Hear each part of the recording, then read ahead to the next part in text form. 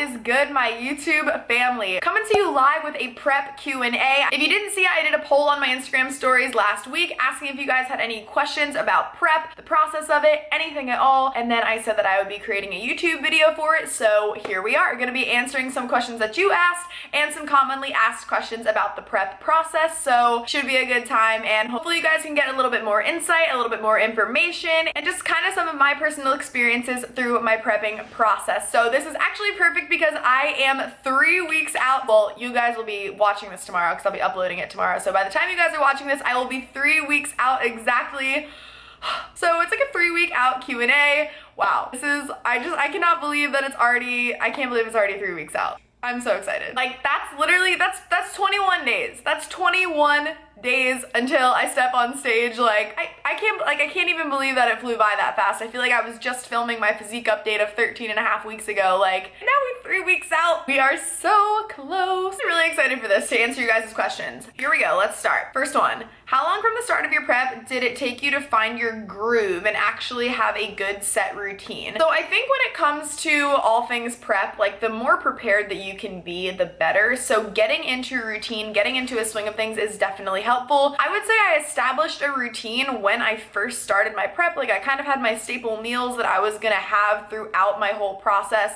And then, you know, like my different times that I would go to the gym, like I had a set time for that. Time blocking is also really helpful if you're balancing other things. In the beginning of prep, I was in school and also just running my own online coaching business on top of that. So time blocking and just getting into routine is super, super helpful throughout the prepping process. But that being said, you know, as beneficial as a routine is, I always am looking for different ways to keep it fun, keep it fresh. Because if you get caught in this set routine, it's gonna just make it more dreadful and more miserable because you literally just feel like a robot on autopilot. So I do like to find ways to switch up my routine a little bit. But as far as, you know, just I do my cardio at a set time and make sure that like I'm prioritizing all things prep first and then everything else comes second. They say prep is a really selfish time and it is so true. Like you really just have to make sure that prep is taking all if you are serious about it and you want to make sure that you're putting all of your 100% into it. Next question. How did you know you were ready to begin prep mental health wise? This is a great question. So it's really crazy how the timing kind of played out. I know I talked about this in a previous video, but you know,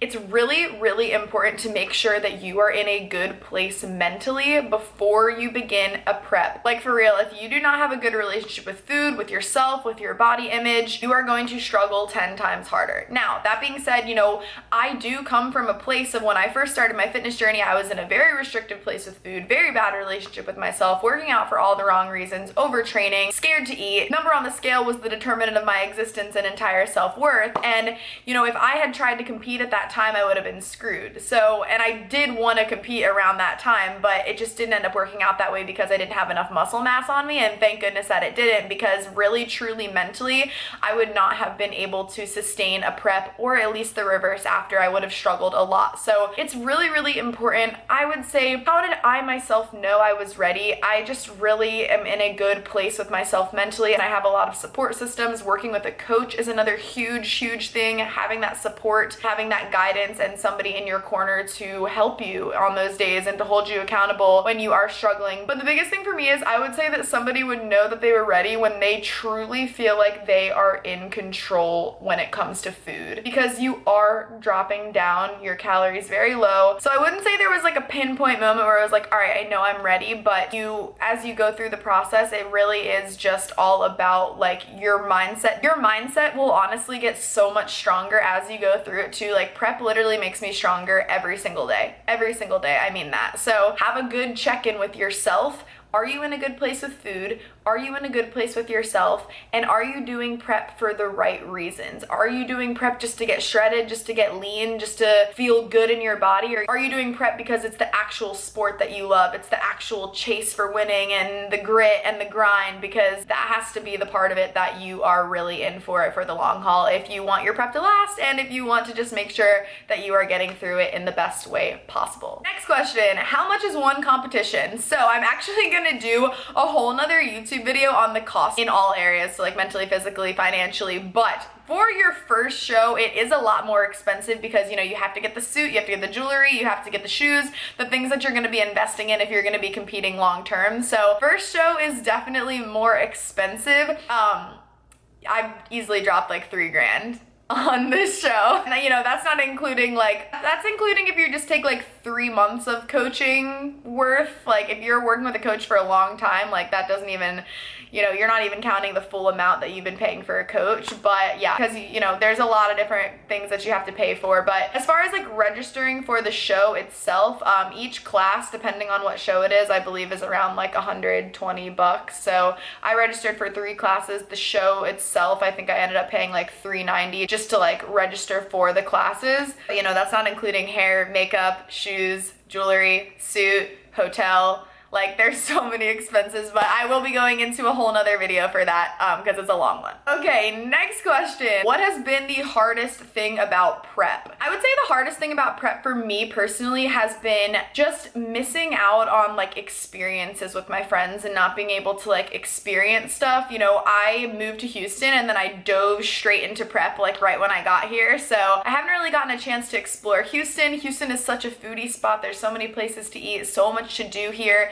And I haven't really gotten a chance to dive into that. It's been challenging like when my friends go out or like for brunches and things like that. I would say that that has been probably the more challenging part for me personally. I think another huge challenge for me is the days that I don't have energy. I'm not talking like, oh, I just like don't have energy to do that. It's like, no, I literally cannot do anything, think anything. I'm checked out by 5 p.m., blobbing it up. Like I have no thoughts.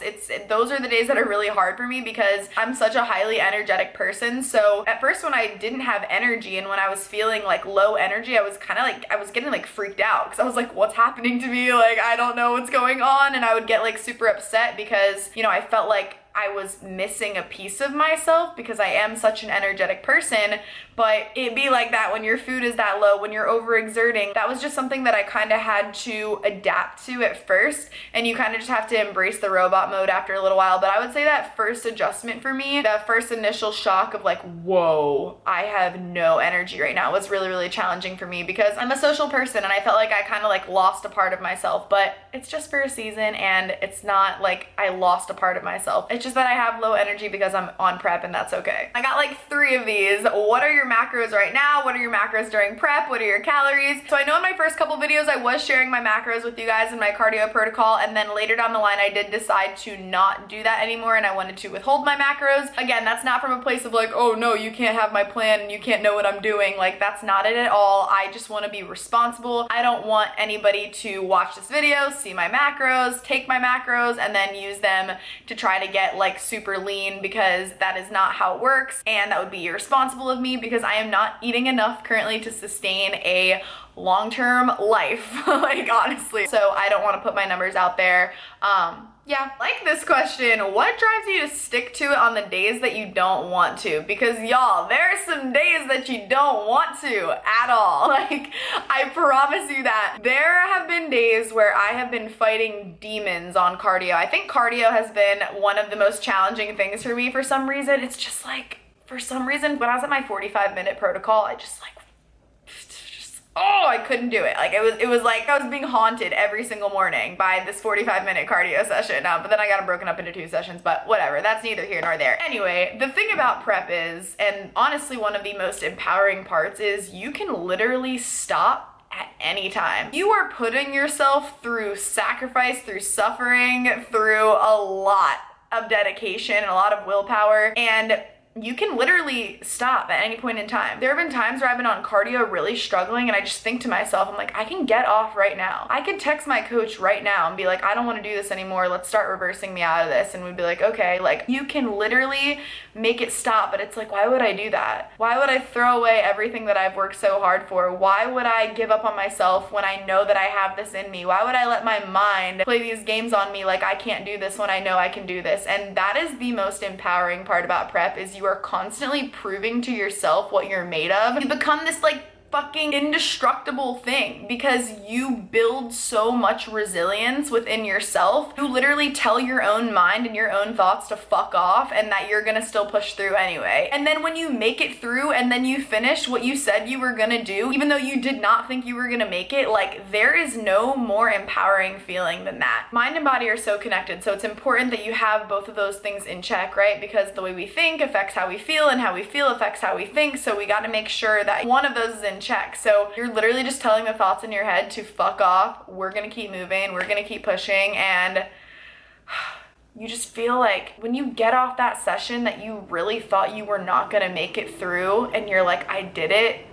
That's why I do this shit, honestly. I would say what keeps me going really at the end of the day is how much I've already put in, and knowing that I was made for this and that I can do anything that I set my mind to, and I want to prove that to myself, because if I can prove that to myself and I can master and overcome myself and my own mind, there's literally nothing I can't do. Next one, what is your post-show meal? So honestly, I have been very fortunate to have not been super food focused. People keep asking me this and I'm like, dude, I don't know. I would be happy with anything, honestly. I love Mexican food. Like, I can fuck up some Mexican food. I would love to just get like a table with appetizers of like chips and guac and nachos and fajitas and tacos, and like me and all my friends just like try everything with margaritas, and like that's really my jam.